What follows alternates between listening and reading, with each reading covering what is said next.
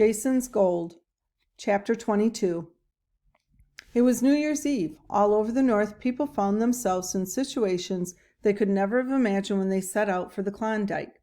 A preacher from Farnellville, Ohio, and his daughter and a dying horse were stranded on the summit of Laurier Pass in the northern Rockies.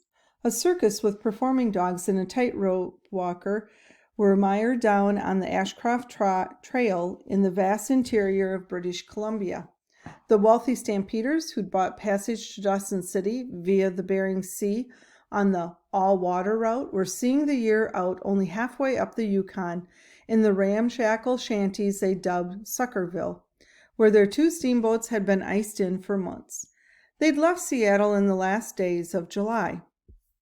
On New Year's Eve, 21-year-old Jack London was using a borrowed axe to chop the ice free from the spot where he and his partners drew water. Along with a number of other parties, theirs was wintering at the mouth of the Stewart River, 60 miles short of Dawson City.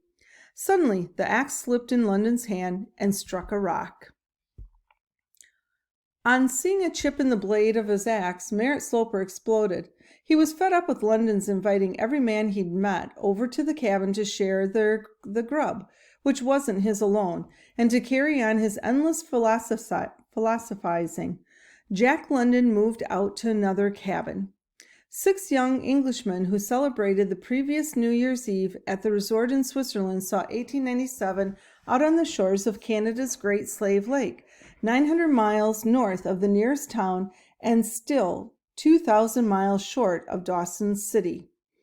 The newspaper and the merchants in Edmonton had trumpeted several backdoor routes to the Klondike that would take no longer than 6 weeks.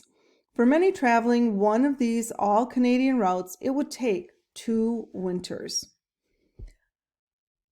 Few knew the geography of Canada's Northwest. It was a terra incognita. On one of the supposed routes, a man killed himself after pinning a note to a tree that said, "Hell can't be worse than this trail. I'll chance it." Some used the mighty Mackenzie River flowing out of the Great Slave Lake as a highway to the north. Then they would trek west up its tributaries, the Laird at Fort Simpson, and the Nahe, the Gravel River, the Peel, or the Rat. The few who made it over the mountains that first fall were traveling so light their survival depended on finding game. Some of them starved to death along the frozen tributaries of the Yukon before the year was out. The stampeders were coming from every conceivable direction, but most likely they were still coming over White Pass from Skagway and over the Chilkoot from Daya. Even on New Year's Eve, some of them were in motion. No one knew that strikes weren't being made every day in the Klondike, and so they kept pushing. There'd been a land boom in Daya, and it was already a town to rival Skagway. Piers from both towns extended a mile out to deep water. Plans were underway for a railroad over White Pass. By December, construction had begun on the first tramway over Chilkoot Pass. On the Chilkoot, it snowed 70 feet, and yet the stampeders kept climbing the golden stairs, each breath a rattling agony. They coughed until their ribs cracked, and they still kept climbing. During a single night, 2 men hacked 150 stairs in the ice up the final pitch and collected $80 a day in tolls. The tent restaurants and the 10 hotels at Canyon City and Sheep Camp and the Scales did a big business, as did Soapy Smith's confidence men who hiked the trail with bogus pack sacks filled with straw, preying on the stampeders. Frame buildings had risen at Lake Lindeman and Lake Bennett, housing hotels and restaurants, but tents far outnumbered them. There were tents for hot baths, cafes, hotels, barber shops, chapels, saloons, casinos, real estate offices, and bakeries, as well as the sleeping tents of thousands upon thousands of Klondikers. At least 1,000 more Klondikers were building their boats downstream along Tagish Lake, Marsh Lake, and even as far as Lake LaBarge. No matter the hardship, the closer they could get to the head of the pack, the better. All celebrating the new year in the cold, confident of riches and anxious as racehorses for breakup. In Carmack's old cabin near Five Fingers, Jason and Charlie were in desperate straits but celebrating the last day of the year nonetheless. Charlie had baked a peach Bangkok for breakfast in honor of the occasion. As they were savoring it bite by bite, Charlie suddenly blurted out, "Knock, knock, who's there?" Jason jerked his head around toward the door. "Is someone here?" With a grin, Charlie said, "It's a game." "Oh, okay. Who's there?" "Greta." "Greta who?" "Greta Long, little doggy. Greta Long." Jason laughed. "Ethan and I played this when I was 2 feet tall." "Knock, knock," Charlie began again. Jason had to smile at how much his friend was enjoying this diversion from the grim reality of their predicament. "Who's there?" "Thistle," Charlie said. "Thistle who?" "This'll be a lesson to us." "I've got one for you," Jason announced. "Here goes. Knock, knock. Who's there?" "Ima." "Ima who?" "I'm a-goin' hunting. See you before 1998 gets here." So Jason was about to add what he was going to hunt for, but the idea would sound crazy. Besides, he felt superstitious about saying the name of the animal aloud. It was an animal he hadn't even thought of hunting until that day before, when a remembered piece of conversation had suddenly given him hope.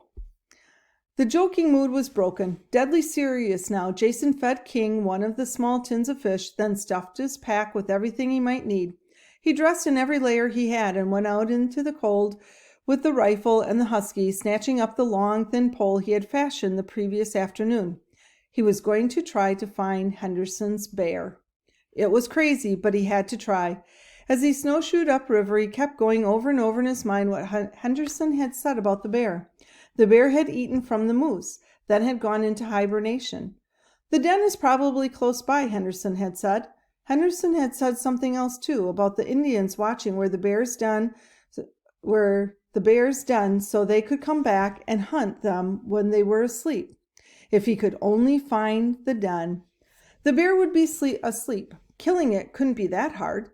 Spiraling away from the place where he'd earlier found the moose carcass eaten by wolves, Jason began probing with the pole. He stared at every irregularity in the snow, scratched under every log, under every overhanging rock. Nothing looked like a den. Did he even know what a den would look like? How would he know? "King," he whispered, "sniff him out for me. It's a bear. I'm looking for a bear to feed the 3 of us." New Year's Eve, and here he was, starved from 6 weeks of half rations and staring at every little hillock, trying to imagine an opening that wasn't there. Finding the proverbial needle in the haystack would be easier. He'd been away from the cabin about 2 hours. The sun was finally making its appearance in the south, about to make its brief run along the hilltops. He stopped in his tracks. "You're getting too cold," he told himself. "You need to make a fire." King took a few steps in the direction of the cabin, looked back. "You're probably right, boy. We should go back. What do I know about hunting a bear, especially one I can't see?" Then it hit him. "You've only looked on the east side of the river. Bears can swim, can't they?" "Of course they can. That bear could have crossed the river and denned on the other side. Get warmed up, make some tea, cross the river, and look over there. You have to keep trying."